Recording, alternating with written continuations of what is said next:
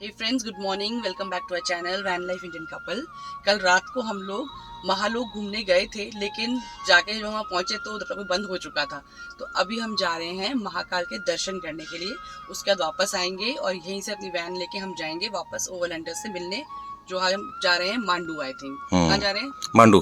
Guys, कुछ आपको दिखाए थे हमने शॉर्ट्स वहाँ के महाकाल लोक के रात के, बट अनफॉर्चुनेटली 10 बज गए थे तो हम घूम नहीं पाए। और ये किसी की हमने पार्किंग में ही लगाया हुआ है। ये एक हमारे वो जो बंटी हुई है उनके भी फ्रेंड थे, उन्हीं की पार्किंग में हमें लगाया हुआ है। रात को ही सोए, वेरी कंफर्टेबल। बिजली कनेक्शन दे दिया था उन्होंने। तो अब चलते हैं, ले आते हैं आपको। चलो।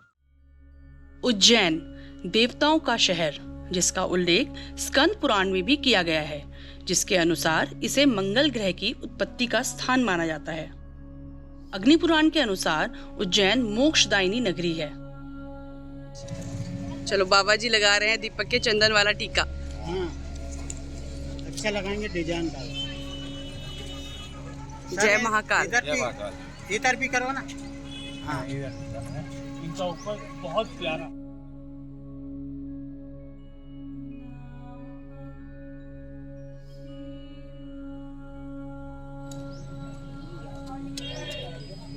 ट्राई हो जाएगा।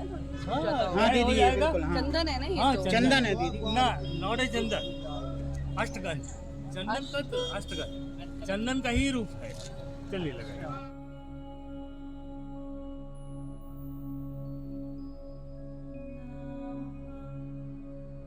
आप देख सकते हैं माथे हमारे महाकाल का हो गया है। जय महाकाल। उज्जैन उन दिव्य भूमियों में से एक है जहां हर कोई अपनी आत्मा को शांत करने वाली दिव्यता में डूब जाता है। तो गाइस, हम चल दिए, अब प्रसाद ले लिया है। चलते हैं महाकाल के दर्शन के। इस शहर में दुनिया के सबसे बड़े धार्मिक समारोह में से एक सिंहस्थ कुंभ का आयोजन शिप्रा नदी के तट पर हर 12 साल में एक बार होता है। तो गाइस, यहाँ आ गए हैं, यहाँ पर शूज वो उतारते हैं। कर्टसी बंटी हुई है, हमको मिलके कोई प्राइवेट टिकट दिला दी उन्होंने। ये गणेश मंदिर है।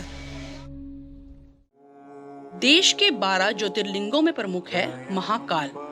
जितना प्राचीन यह मंदिर है, उतना ही रोचक है इसका इतिहास। शिव पुराण के अनुसार मंदिर की स्थापना द्वापर युग में हुई थी। इस मंदिर में बाबा महाकाल दक्षिण मुखी होकर विराजमान है और मंदिर के शिखर के ठीक ऊपर से कर्क रेखा यानी ट्रॉपिक ऑफ कैंसर गुजरती है। इसीलिए इसे पृथ्वी का नाभि स्थल भी माना जाता है। वर्तमान में महाकाल ज्योतिर्लिंग मंदिर के सबसे नीचे के भाग में प्रतिष्ठित है। महाकाल दक्षिण की ओर मुख वाला एकमात्र ज्योतिर्लिंग है, जबकि अन्य सभी ज्योतिर्लिंगों का मुख पूरब की तरफ है। अकाल मृत्यु से बचने के लिए लोग दूर दूर से आकर महाकालेश्वर की पूजा अर्चना करते हैं। ये है पूरा महाकाल मंदिर। आप देख सकते हैं महाकाल की ध्वजा फरफरा रही है।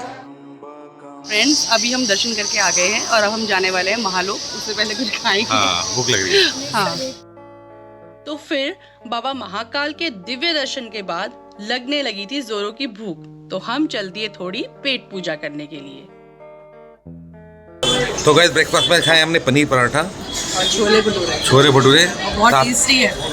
चाय और अपना लस्सी। तो अब टाइम था महालोक को दिन के समय में देखने का, जहां हम दोबारा मिलने वाले थे विपुल से। ओके, विपुल बताएगा। हाँ विपुल, बताइए। सामने महाकालेश्वर मंदिर का रास्ता है। जो आप गोल देख रहे हैं, ये म्यूजियम है। मुख्य द्वार से प्रवेश करते ही सबसे पहले आता है त्रिवेणी संग्रहालय, और पूरे रास्ते बहुत ही मनमोहक चित्रकारी की गई है। महालोक में एंट्री करने के लिए 2 द्वार हैं। पहला है पिनाकी द्वार, जहां पार्किंग सुविधा उपलब्ध है, और दूसरा है नंदी द्वार, जहां से हमने एंट्री की। इस भव्य द्वार पर 4 नंदी की मूर्तियां विराजमान हैं और सामने गणेश जी बैठे हैं। द्वार के स्तंभों पर सभी देवी देवताओं की मूर्तियों की नक्काशी की गई है। अंदर आते ही सामने त्रिशूल और डमरू की एक भव्य प्रतिमा नजर आती है। ये है कमल सरोवर, जिसके बीच में एक कमल के ऊपर शिवजी विराजमान है। आगे चलकर आता है त्रिवेणी मंडपम, जो कि महाकाल कॉरिडोर का एक और दर्शनीय स्थल है।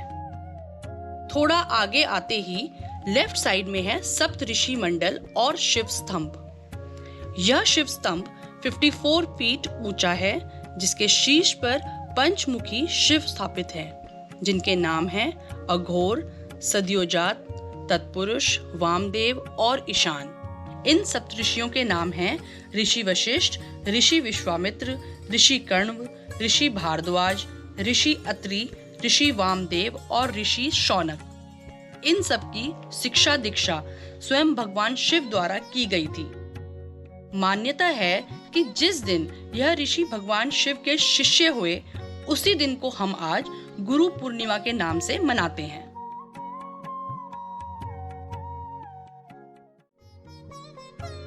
थोड़ा आगे ही एक भव्य रथ वाली मूर्ति है, जिसमें शिव जी के सारथी हैं ब्रह्मा जी, और यह पूरे त्रिपुरासुर के वध के सिनेरियो को दर्शाती है, जहाँ पे शिव जी ने एक ही तीर से त्रिपुरासुर को ध्वस्त कर दिया था। साथ ही है पार्वती जी की कार्तिकेय और गणेश जी के साथ एक मनमोहक मूर्ति। चल भाई, थैंक यू, बहुत अच्छा लगा मिलके। दोबारा आएंगे। मैं कोशिश करूंगा कि आपको अगली बार पूरा घूमने दें, और मैं चाहूँगा कि आप 2 से 4 दिन तक तो आप आएँ। 4 दिन मिनिमम 4 दिन चाहिए। जैसे जैसे महालोक में आगे बढ़ते हैं, यहाँ 108 पिलर्स नजर आते हैं, जो शिव के आनंद तांडव स्वरूप को दर्शाते हैं। महालोक की दीवारों पर शिव पुराण के अध्यायों को अंकित किया गया है, और पूरे शिव परिसर को भगवान की पौराणिक कथाओं के हिसाब से विकसित किया गया है। ये कॉरिडोर तीर्थ यात्रियों की धार्मिक भावनाओं और पर्यटन अनुभव को और बेहतर बनाता है। हो गए फिर दर्शन महाकाल के। यह सब तो अभी फेज 1 का ही हिस्सा है, और फेज 2 बनने के बाद यह मंदिर परिसर 3 एकड़ से 50 एकड़ में फैल जाएगा। इसकी भव्यता देखने के लिए हम जल्द ही दोबारा महाकाल के दर्शन के लिए आएंगे। तो हे फ्रेंड्स, महाकाल के दर्शन बहुत अच्छे से हो गए, और अब दर्शन करने के बाद हमने अपनी गाड़ियां भारी भरवाया है, और अब हम जा रहे हैं मांडू की तरफ। गाइस, बाकी सारे हमारे ओवरलैंडर्स आर गोइंग टू वांचू पॉइंट, बट हम मांडू जा रहे हैं, क्योंकि मांडू से हमारी बहुत सारी मेमोरी जुड़ी है। एक फोटोग्राफ दिखाऊंगा हमारे उस टाइम की, जब बच्चे छोटे थे, हमने वो लाके घूमा था। और हमारे संग जा रहे हैं बंटी तोमर जी, जो उज्जैन के ही है, उनका बेटा। उसको हम उसके मम्मी, हाँ देवांश को हम लिफ्ट दिए ये इसको मम्मी पापा के पास छोड़ना है। तो आपको मांडू घुमा के लाते थोड़ा सा, जस्ट बने रहिए। Let's go to Mandu. Mandu Madhya Pradesh का एक ऐसा पर्यटन स्थल, जहाँ के खंडर और इमारतें हमें इतिहास के उस झरोकों का दर्शन कराते हैं, जब मांडू एक विशाल विरासत हुआ करती थी। चढ़ गए मांडू के लिए। क्या है? ये देख लो, बैठ के क्या कर रही है। गाड़ी इतनी हिल रही है तो नीचे बैठे में आ रही है। देवांश को भूख लग रही है, तो उसके लिए बन रहे कप नूडल्स। टाइम, हाँ, लड़ाई हो गई है। लड़ाई कुछ नहीं हुई, टाइम का मैं हमारे पास पहुंचना है जल्दी हमने, अरे मांडू बंद हो जाएगा। तो रुकने का टाइम नहीं, तो मैं नीचे यहाँ बैठ गई आराम से। यहाँ पे कोई जॉक्स नहीं लग रहे, कुछ भी नहीं हो रहा, तो आराम से बैठी हुई। मांडू पहाड़ों और चट्टानों का इलाका है, जहाँ पर ऐतिहासिक महत्व की कई पुरानी इमारतें हैं। मालवा के राजपूत परमार शासक भी बाहरी आक्रमण से अपनी रक्षा के लिए मांडू को ही एक महफूज स्थान मानते थे। मांडू में दाखिल होने के लिए 12 दरवाजे हैं। ऑन तो होगा ही नहीं यहाँ पे।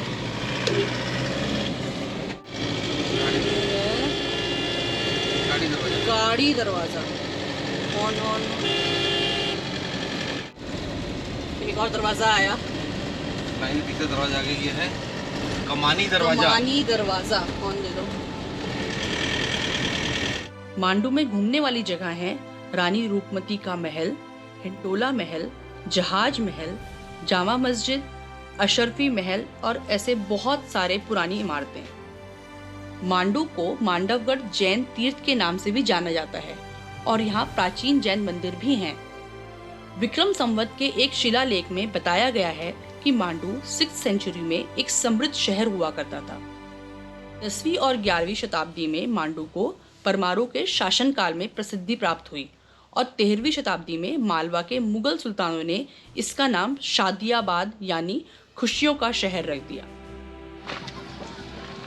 So guys, finally reached Mandu. Sunset हो रहा है। हम ये लास्ट 10 साल पहले आए थे। 10 साल 12 इयर्स पहले आए थे हम यहाँ पे।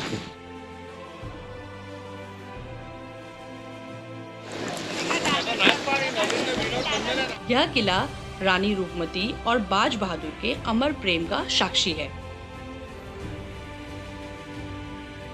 तो जो ये भवन आपको दिख रहा है ये एक्चुअली एक वॉच टावर था जिसका उपयोग जो रानी रूपमती थी जो कि बाज बहादुर की प्रेयसी थी वो आके यहाँ से नर्मदा रिवर को देखती थी। तो now some time for exercise. चले? यस। मैं शूज पहन के आई, तुम्हारी आज प्रॉब्लम होगी। कोई नहीं। Adventurous line. पहले रेलिंग नहीं थी। हाँ पहले ये रेलिंग नहीं होती होगी ना। हो तो गाइस ये है रूपपत्नी और बाज बहादुर की लव टेल्स की लोकेशन।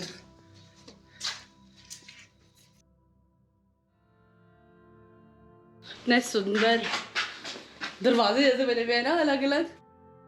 इस महल की ऊंचाई से देखने पर पूरा मालवा प्लेट्यू नजर आता है और बरसात के मौसम में लगता है कि बादल आपसे बातें कर रहे हो। तो पूरा देखो प्लेट्यू कैसे दिख रहा है ना।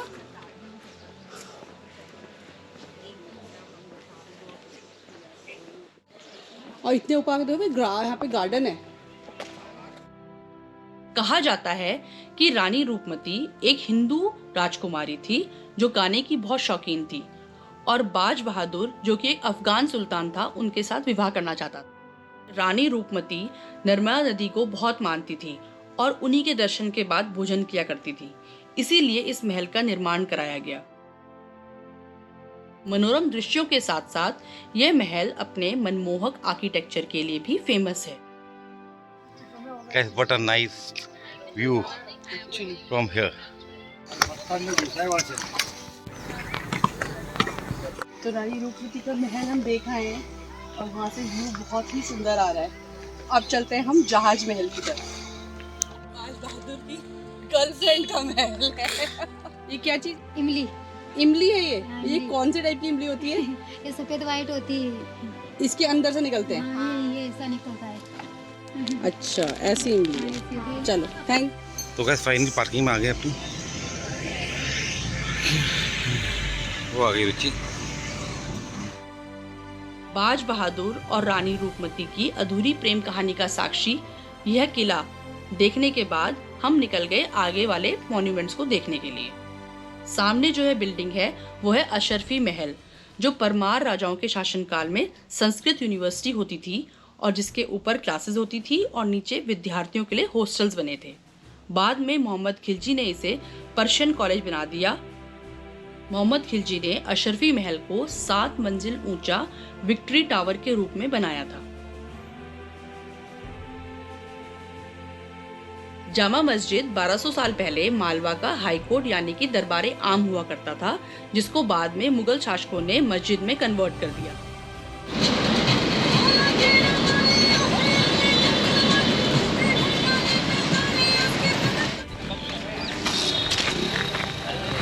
तो ये है यहाँ का जहाज महल, लेकिन हम लेट हो गए तो इसीलिए हम आ नहीं पाए। लिखा है स्मारक पटेल में सूर्यास्त तक खुला रहता है और हम सनराइज़ के बाद आए हैं तो अनफॉर्चुनेटली हम ये नहीं देख पाए। पर पहले हमने देखा है अराउंड 12 इयर्स पहले, और तब जो अथर्व है वो बहुत छोटा हुआ करता था और जो आप सामने वो स्टेयर्स के पास देख रहे हैं वो भागकर वहां तक पहुंच गया। प्रेम के साक्षी इस मांडू शहर को हम अलविदा करके अब अपने बाकी ओवरलैंडर्स को ज्वाइन करने के लिए वांचू पॉइंट निकल गए। जगह अच्छा लगे, यहाँ अंदर ले आओ। फाइनली हम लोग वांचू पॉइंट पहुंच गए हैं। उज्जैन और मांडू देखने के बाद बिल्कुल।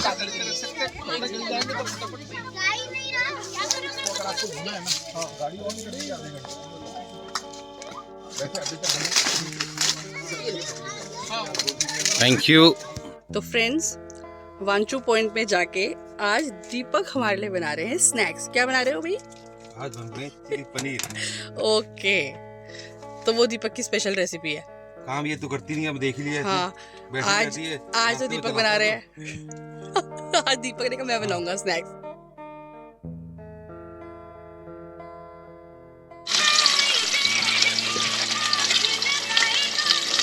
लाइट कम हो गई थोड़ी देर से।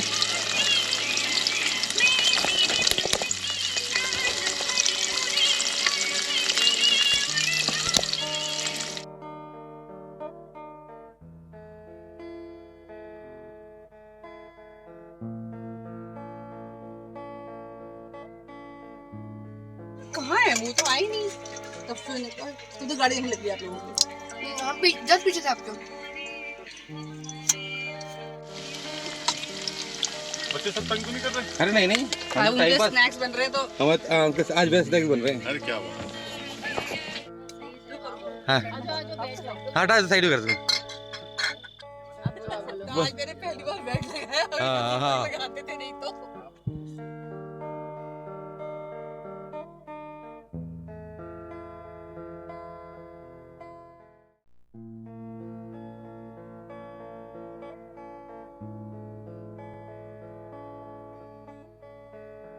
सो गाइस, टाइम हुआ 1:10। दो तो विवेक जी भी क्या कर रहे हैं? गरम रोटी गरम कर रहे हैं। तो चूल्हे की गरम गरम होती हुई रोटियां किसकी है? रोटी किसी की? मक्की। ये नए आए हैं हमारे साथ आज, एक नया चेहरा। हाँ, आशीष जी फ्रॉम, मैंने लिखा हुआ है इनका नाम इंदौर। इनकी एक नई कैरम है, कल दिखाएंगे आपको। हाँ, अभी खाना खा रहे हैं।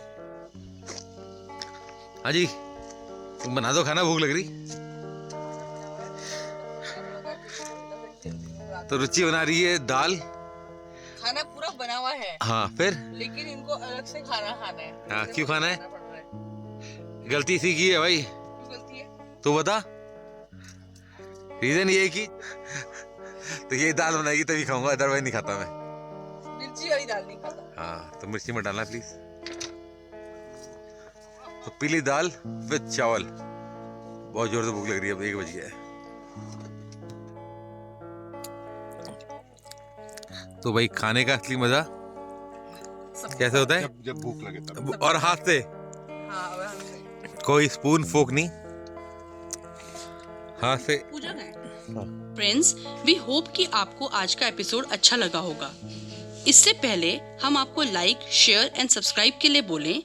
हम आप सबका तहे दिल से धन्यवाद करना चाहते हैं जिन्होंने हमारे चैनल को सब्सक्राइब किया है। आप लोग हमें हर व्लॉग में इतने अच्छे कमेंट देते हैं एंड वी एश्योर यू कि हम सारे कमेंट्स पढ़ते हैं और उनका रिप्लाई भी देते हैं। A big thank you to you all. और अभी भी अगर आपने इस वीडियो को लाइक नहीं किया है तो प्लीज़ लाइक करें and don't forget to subscribe our channel. आप हमें इंस्टा और एफबी में भी फॉलो कर सकते हैं। जल्द ही मिलते हैं कुछ नई वैन लाइफ स्टोरीज के साथ। तब तक खुश रहें और स्वस्थ रहें।